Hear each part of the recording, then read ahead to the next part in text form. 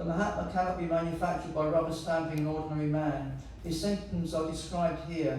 Mahatma is always engaged in chanting the glories of the Supreme Lord Krishna, the personality of Godhead. He has no other business. He's the Lord. In other words, he's not the impersonalist. When the question of glorification is there, one has to glorify the Supreme Lord, praising his holy name, his eternal form, his transcendental qualities, his uncommon pastimes. One has to glorify all these things. Therefore, Mahatma is attached to the Supreme Personality of Godhead. One who is attached to the personal feature of the Supreme Lord, the Brahmajyoti, is not described as Mahatma in Bhagavad Gita. He is described in a different way in the next verse. Mahatma is always engaged in different activities of devotional service, and is described in Srimad Bhagavatam, hearing and chanting about Vishnu, not a demigod or human being. That is devotion. Shravanam, Kirtanam, Vishnu, and Smaranam, remembering. Such a Mahatma has firm determination to achieve at the ultimate end the association of the Supreme Lord in any one of the 5 transcendental rasas. To achieve that success, he engages all activities, mental, bodily, and vocal, everything in service of the Supreme Lord, Sri Krishna. That is called full Krishna consciousness. In devotional service, there are certain activities which are called determined, such as fasting on certain days, like the 11th day of the Ekadashi, and on the appearance day of the Lord. All these rules and regulations are offered by the great acharyas for those who are actually interested in getting admission into the association of the personality of God in the transcendental world. The Mahatma's great souls strictly observe all the rules and regulations, and therefore they are sure to achieve the desired results. As described in the 2nd verse of this chapter, not only is his devotional service easy, but it can be formed in a happy mood. One does not need to undergo any severe penance and austerity. He can live this life in devotional service, guided by an expert spiritual master, in any position, either as a householder, sannyasi, or a brahmachari. In any position and anywhere in the world, he can perform this devotional service to the Supreme Personality of Godhead, and thus become actually Mahatma, a great soul.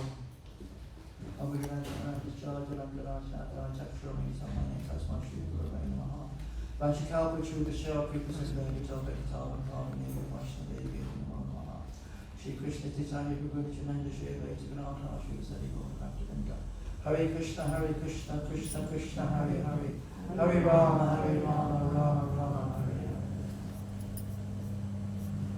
So again, good afternoon everybody. Welcome to our program.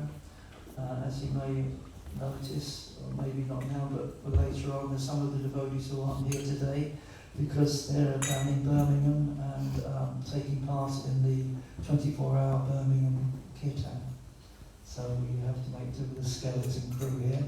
But I'd like to thank Chaitanya Ballabha for asking me to say something this afternoon on the Bhagavad Gita, and I'd like the blessings of all of you, so that I may say something which is proper and also meaningful to all of you as well. So is anyone here for the first time? Apart from Dr. Satsena, who's been here for the first time for the last 30 years, I think it is. So yes, in this particular verse, I'll just try to read it again. Always chanting my glories, endeavouring with great determination, bowing down before me, these great souls perpetually worship me with devotion. So in this particular verse, Krishna is emphasizing who are the great souls. In the previous verse, he says that those who are not deluded, the great souls, they're under the protection of the divine nature and they're fully engaged in devotional service. So earlier on, in a few verses before, Krishna says, Avajananti Mamudha Manishantam Ashritam Parambhavanancho Mamabhuta Maheshwaram. He says, fools deride me when I appear in human form. They do not know my transcendental nature and my supreme dominion of all that be. So Krishna emphasizes throughout the Gita that he's not an ordinary person. We understand Krishna appeared 5,000 years ago.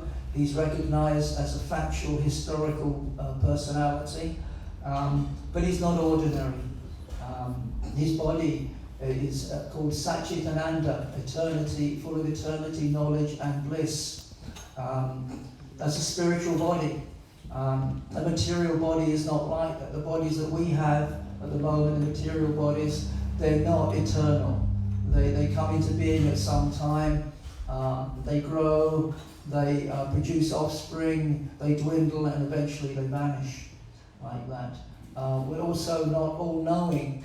We're in ignorance. For example, I don't know what's going down in the kitchen at the moment. I hope that there's going to be some nice prashadam, some food prepared, but I don't know. I have no idea what's going on there because my senses, my knowledge is limited. And similarly, bliss. This body isn't full of bliss. We have so many ailments, diseases, and troubles with our body. They don't always give us, sometimes they give us some pleasure, but generally they give us pain. So again, not a blissful body either. Also that Krishna is described by Lord Brahma in the Brahma Samhita as Ishvara Parama Krishna, that he's the supreme controller.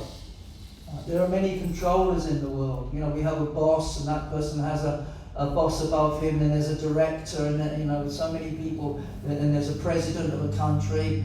But ultimately, we understand from the authorities, Lord Brahma is the secondary creator of this universe. So he's very authorized to present who is the Supreme Personality of Godhead, because he's born from the Garbhodakshaya Vishnu. He comes directly from Vishnu. He's not born in an ordinary way. He comes from the lotus flower, which comes from the lotus stem growing from the navel of Lord Vishnu. So he says that Lord Krishna is the supreme controller, and Sarva Karana Karanam, he's the cause of all causes. So who else can say that? You know, someone may bluff it, that they, oh yes, I'm God, or well, I'm doing this and that. But how do you know? How do they prove it? So when Krishna was here 5,000 years ago, he performed uncommon pastimes. He lived to Govardhan Hill. He married 16,108 wives. He defeated so many different demons, so many great personalities who no one else could touch. So he defeated them very easily. So this is the position of Krishna, that he's an extraordinary personality. He's transcendental. He has transcendental qualities. The great souls, they understand this. Here, Krishna is saying, he's giving, in this particular verse, he's emphasizing what are the characteristics and what are the activities of someone who's a great soul. So he says, they're always chanting my glories. They're endeavoring. The path of spirit, any path of spirituality, it's an endeavor, actually. It's an endeavor. It's not just something which comes easily. It's something that you have to put into practice very seriously. So they endeavor with great determination. They bow down. Therefore, they recognize Krishna's superiority. Srila Prabhupada mentions it in so many places in his books that the conditioned souls like ourselves, we come to this world to be the master, but we're defeated in so many different ways like that. We're defeated by continuous birth and death. We try to do so many things during our lifetime, but very often we're confounded by that. There was one instance that Srila Prabhupada gave of some businessman in India, and that he wanted the physicians to give him 4 more years to live because he hadn't finished his business plans. But Prabhupada says there's no, you can't bow for that. You can't plan for that. When your time is up, that's it. And then you have to give up everything that you've done in this life. Of course, that doesn't necessarily mean the results of pious activities or spiritual activities. But whatever materially that you gained in this life, you have to give it up at the end of life. And the great souls, they perpetually, nitya yukta, eternally. It's not just a temporary thing with great souls. They understand that whatever they're doing in this life, that they carry it over to them, either in the next life in the material world or going back to the spiritual world, like that. They glorify him also because Krishna is wonderful. That in the purport, Srila Prabhupada says that they glorify different things. They glorify his holy name. They glorify his eternal form. Krishna has a very beautiful form, three-bending form. Whoever saw Krishna when he was appeared 5,000 years ago, they were captivated. Even those who were atheistic, they were captivated by Krishna's form. His three-bending form, Dhananjaya has a three-bending form. And also Krishna's uncommon pastimes. From books like the Bhagavad Purana, the Srimad Bhagavatam, we get so many different ideas of Krishna's personal pastimes and also the pastimes of his incarnations. For example, next weekend, we're going to be celebrating the appearance of Lord Nrsimhadev. I don't think you have a picture of Lord Nrsimhadev. The half man, it's on the altar. Okay, it's on the altar. Krishna's half man, half lion incarnation. A very amazing form. One wouldn't tend to think that God would have a form like that. But he displays different forms to perform different pastimes. For example, he appears as a fish, as Matsya. He appears as a tortoise, Kurma.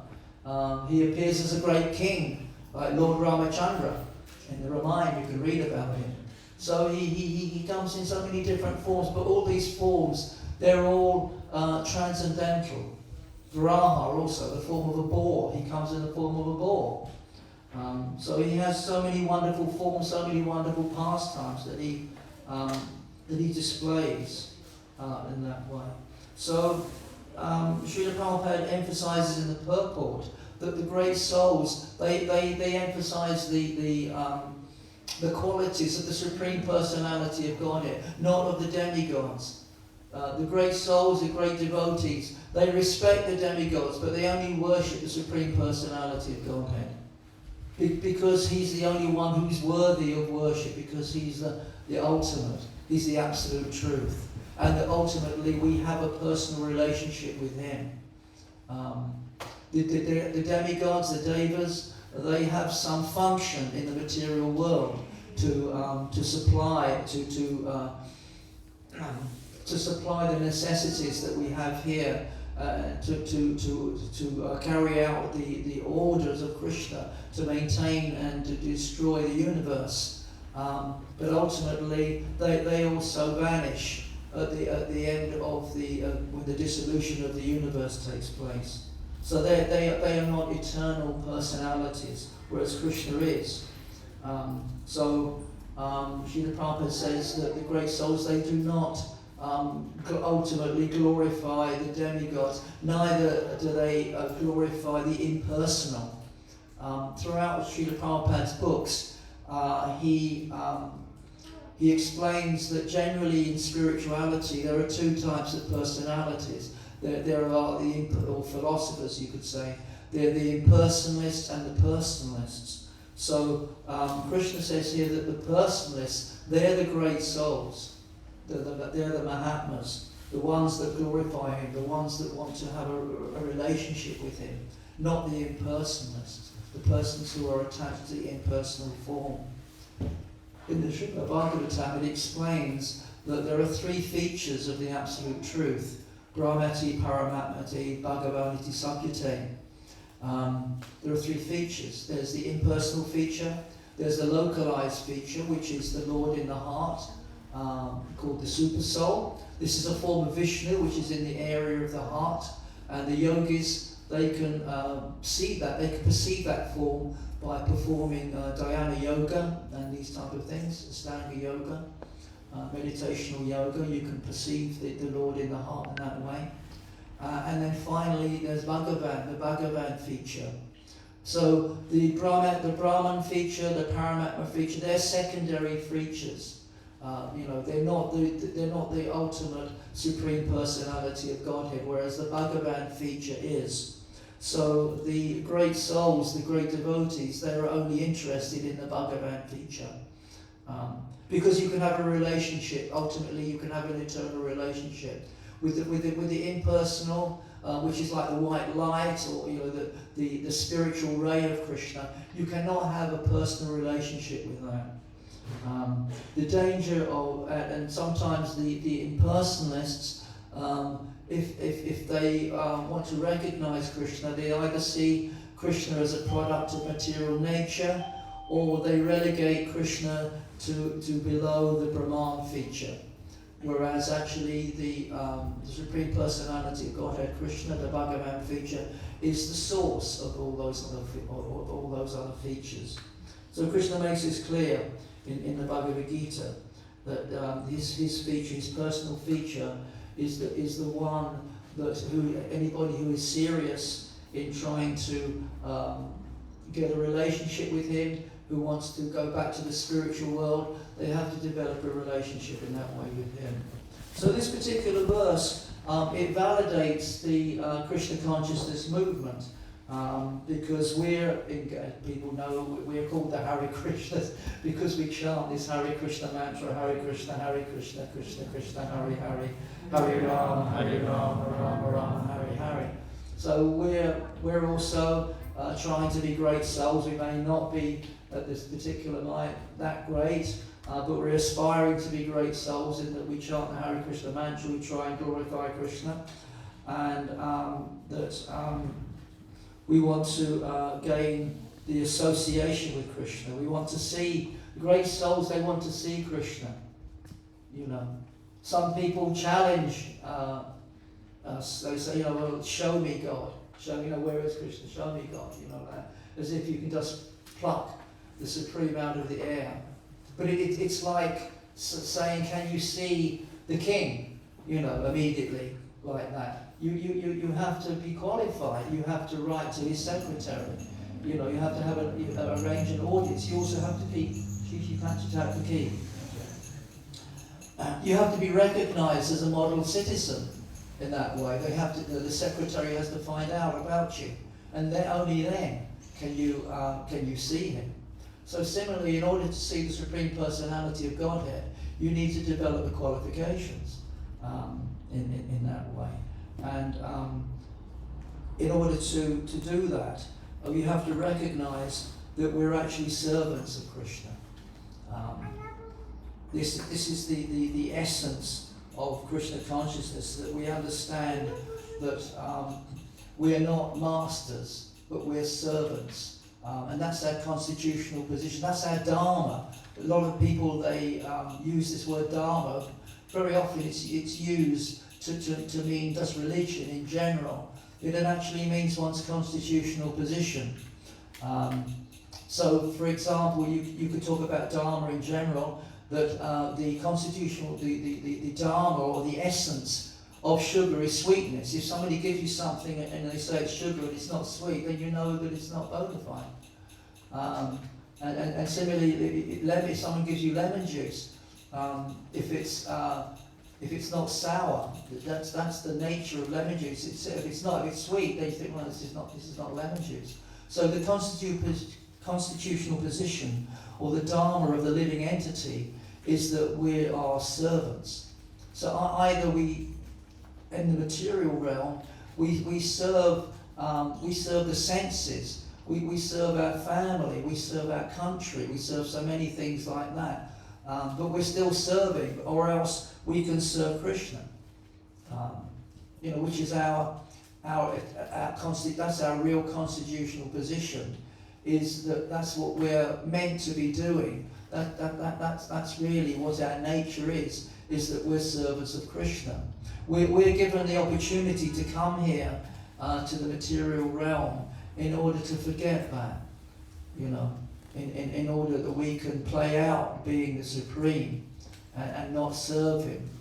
Srila Prabhupada says that the reason for this is that the living entity, as spirit souls in the spiritual realm, that we have independence. And so Krishna actually recognizes our independence. He doesn't force anybody to serve him or to love him. If you don't want to do that, then he creates a situation, an environment where you don't have to do that. And this is what this material world is all about. But we're always serving.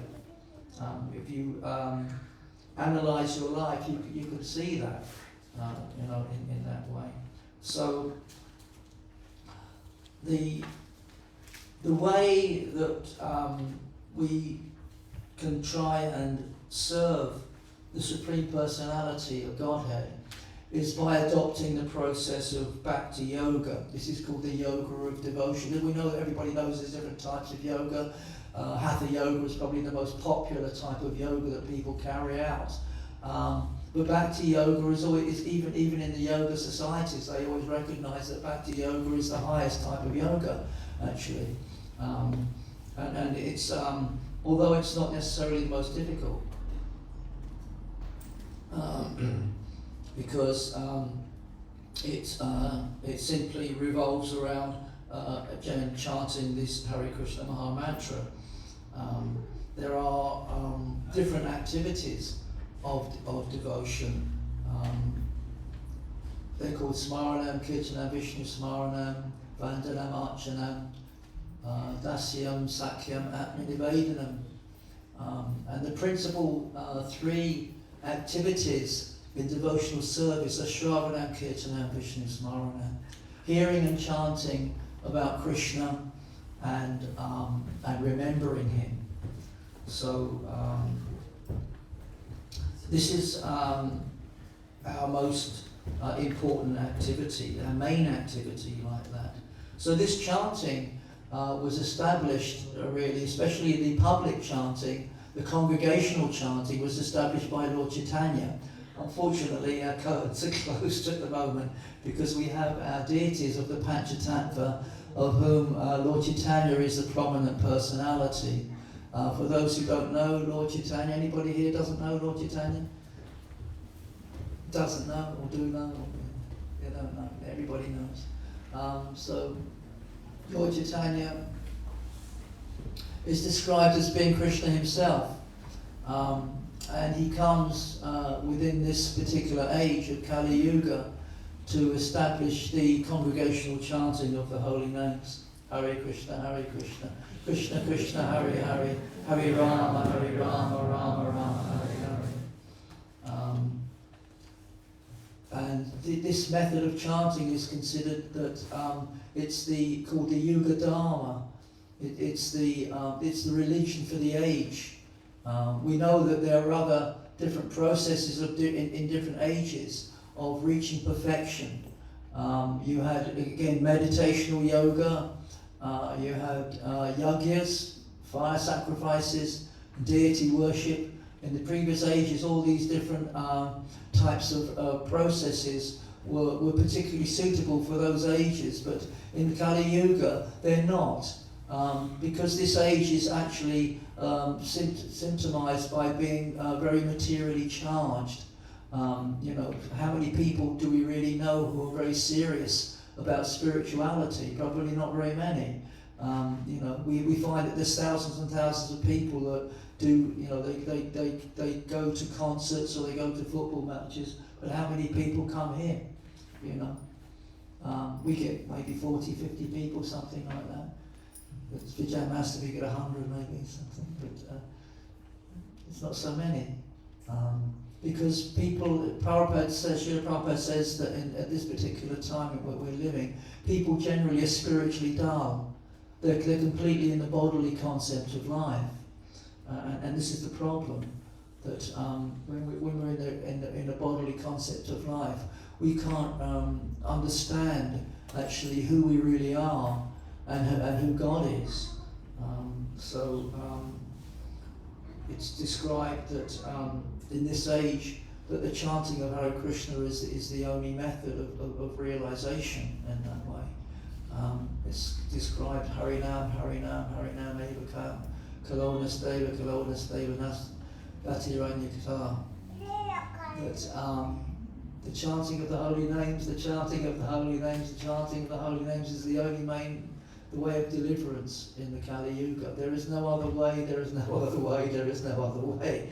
So this might seem to be, pushing the point a lot, but Prabhupada says that in Kali Yuga everything needs to be said 3 times because we're spiritually dull and we can't really perform these other difficult forms of yoga in order to reach perfection. Prabhupada said there are some rare people who can do that in order to reach the goal of those processes.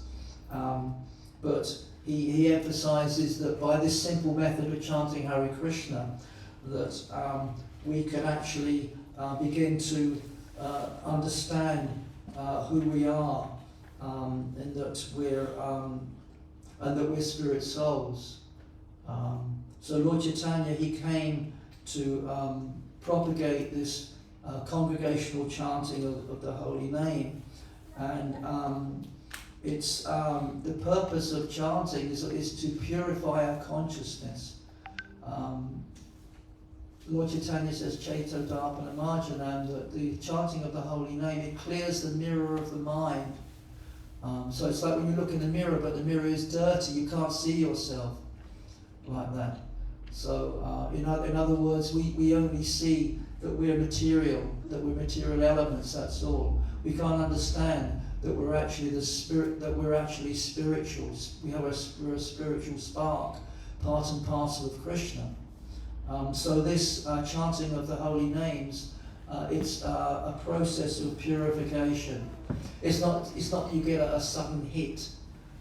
It's like in the early days in New York when Srila Prabhupada came to New York City. He was attracting a lot of people from the hippie community, and people were asking him, can you get high off this? Because they're all taking LSD. And Prabhupada says it's like a room full of LSD. So I don't think we get very far if we started advertising our movement nowadays like that. But I think we fulfill another purpose. Maybe people have different problems. What's the main problem that people have nowadays? Can anybody tell me? Money. No, not just, money, but... Peace of mind. You got the idea. That, it's stress, isn't it? Everybody's, when I left college and I worked in the health service, nobody used this word in the early 1970s. Nobody used this word stress. Now everybody's stressed, about this, that, and the other. It's a time of great turmoil, I suppose you could call it at the present time. Krishna consciousness can achieve by chanting the Hare Krishna mantra, you can achieve peace of mind, which is something that we all want. So by chanting the Hare Krishna mantra, this gradual process is we reawake our original consciousness, which is that we are loving servants of the Supreme.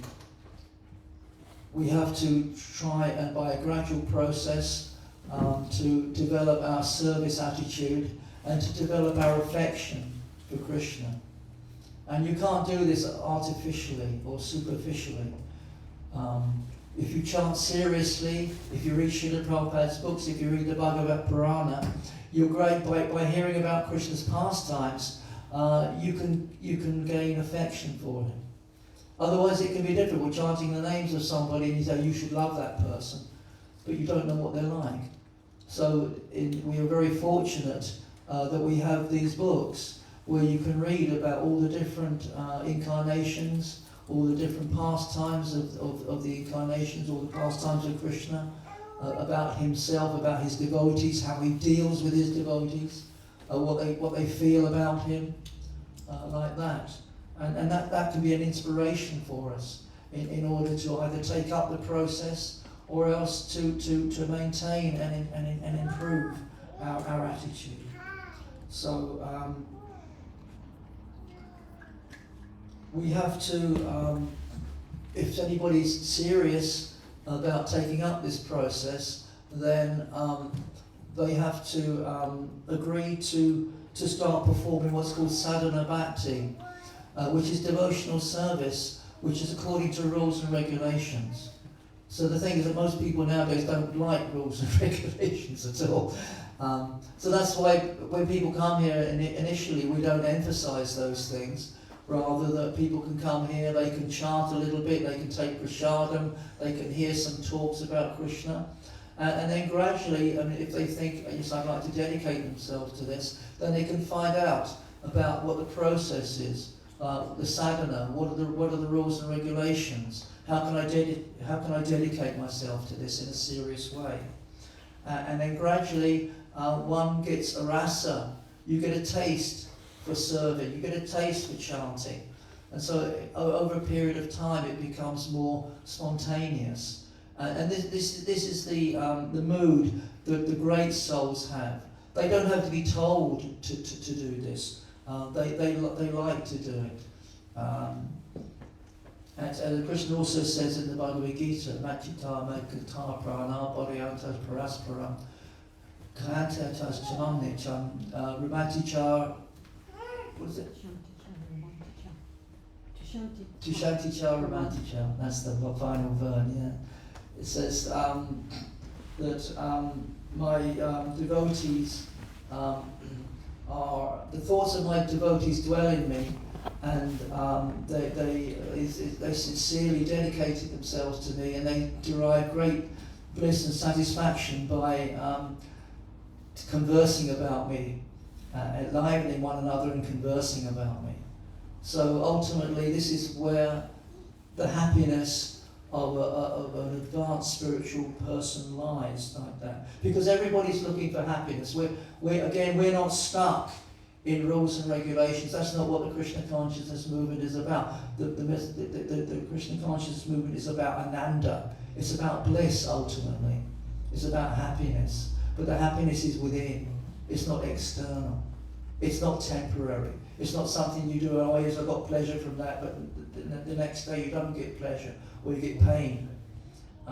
This is something which lasts. It's something, again, which develops over a period of time. And then ultimately you can develop love and affection for Krishna, in that you come to certain stages which are called Ashakti, attachment, bhava, prema.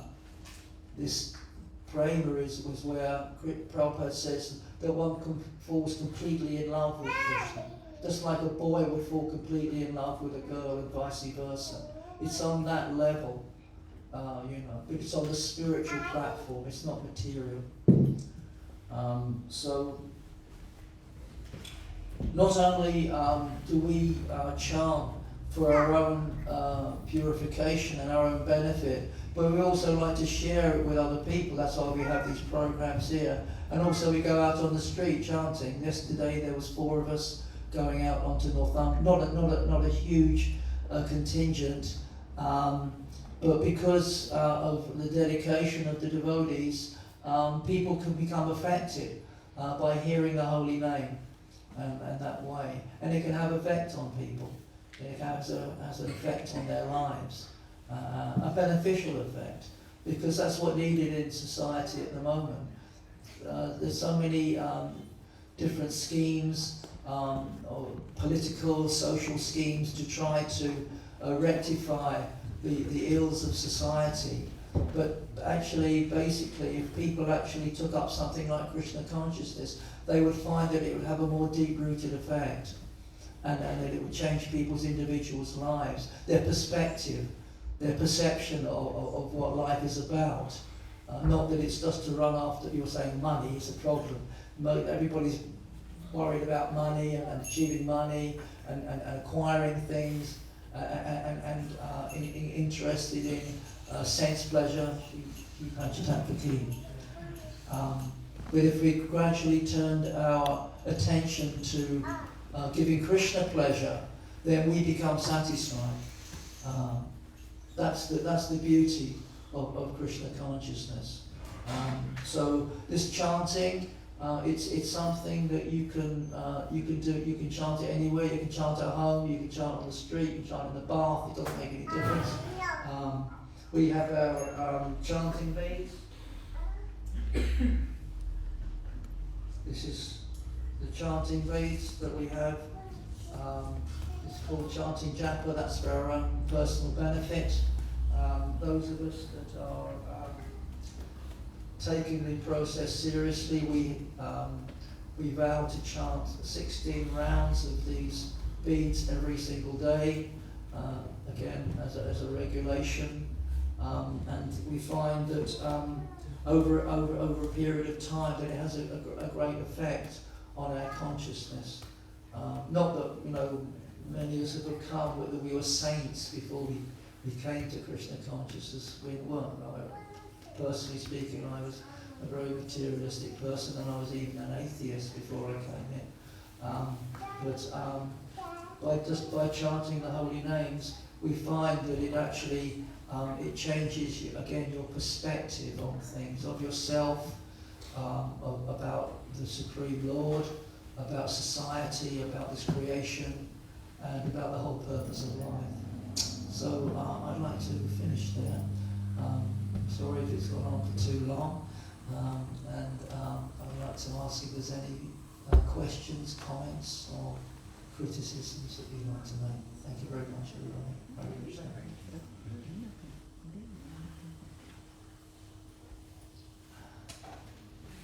Does that say no, yes?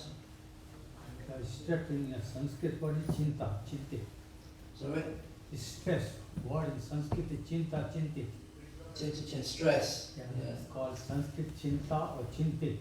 The one who is stressed is chinte, and the term is chinta. Chinta is worry, isn't it? Worry. Yeah. It's very interesting because the spiritual world is known as Vaikuntha, which means the place where there's no anxiety. So here there's always anxiety about something or other, Not as that in our species. If you look at the others, like if you look at sparrows in our backyard, they're always looking around. If we have some of the big bird that's going to come and get them or pinch their bit of bread or whatever it is like that. So we're always in anxiety, not only from day to day, but we can be in anxiety about leaving this world, about dying. Most people don't think about it, but actually it causes a great concern to most people because they don't know. Most people actually in society, they assume that at the end of their life there's nothing else, that everything's finished. But we can understand in Krishna consciousness that there's reincarnation. We're experiencing a change of body all the time, and at the end of our lives then we get another body. So that's in one sense, that's a source of great comfort for people. Anybody else got any comments? Yes, please. Correct me if I'm wrong. Like one who reads and hears Srimad Bhagavatam, they will not fear about past, present, and future. Sorry? One who reads Srimad Bhagavatam and hears, they will not fear about present, past, and future. Yes, that's right. Yes, because fear comes from ignorance, really, and that ignorance is very deep-rooted. It's deep-rooted because we've been in this world for a very, very long time. According to Srila Prabhupada, we've had billions of births. Again, most people think we only have this one life, but we've had so many lives of materialism, and so when you understand that your spirit soul, you can understand actually that you don't die, that you carry on. Krishna talks a lot about the nature of the soul in the third chapter of the Bhagavad Gita. It's in the second chapter. Sorry, it's in the second chapter. He says that the soul, it cannot be dried, it cannot be burned, it cannot be affected by water, and so many things like that. So one who understands that ultimately that we are spiritual, therefore you don't need to fear the passing of the body. Krishna says that in the early chapter of the second chapter,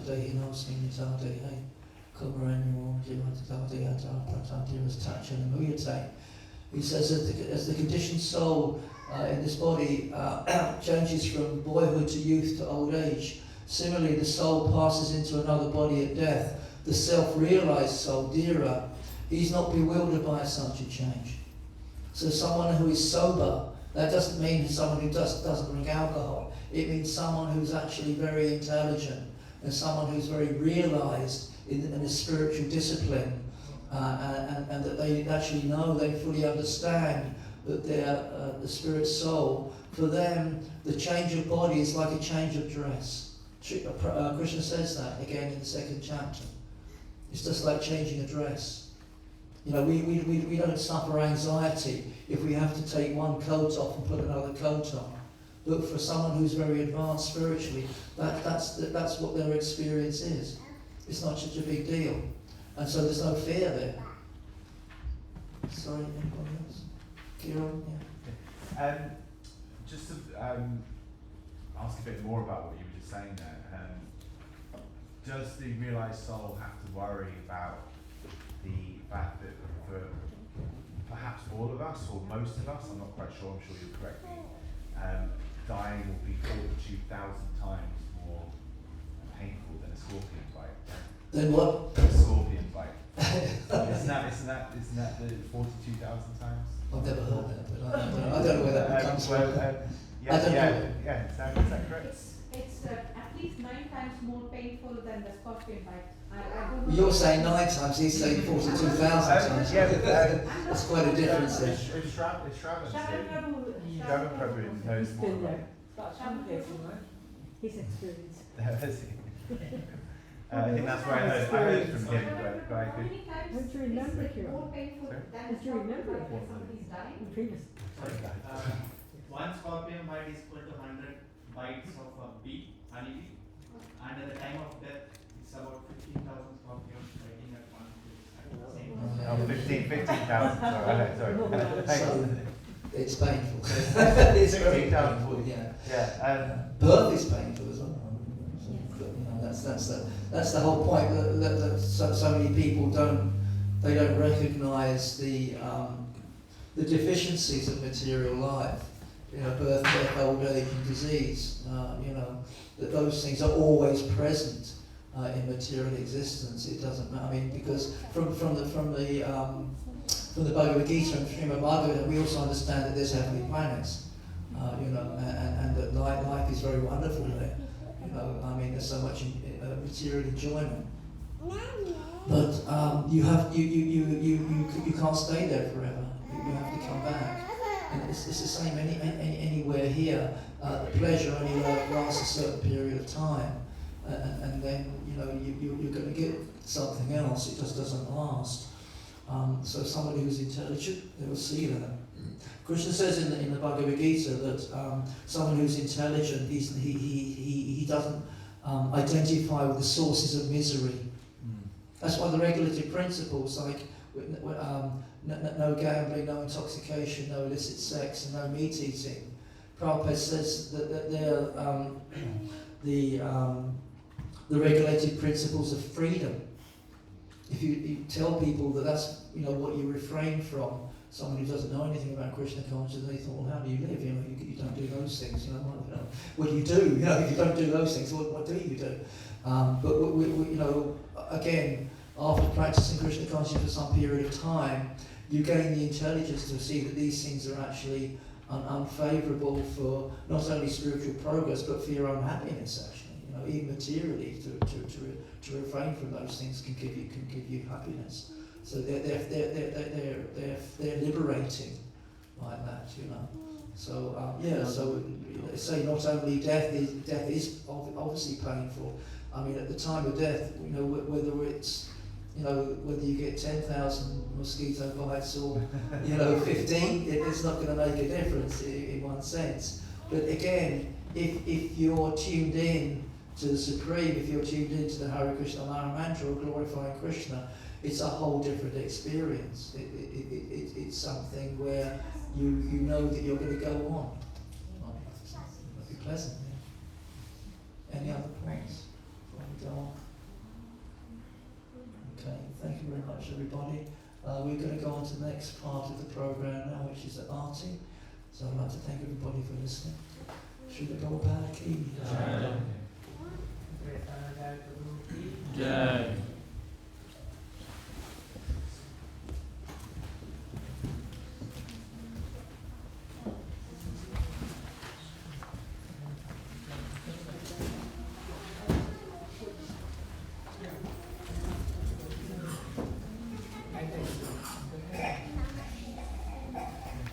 Hare Krishna Prabhu.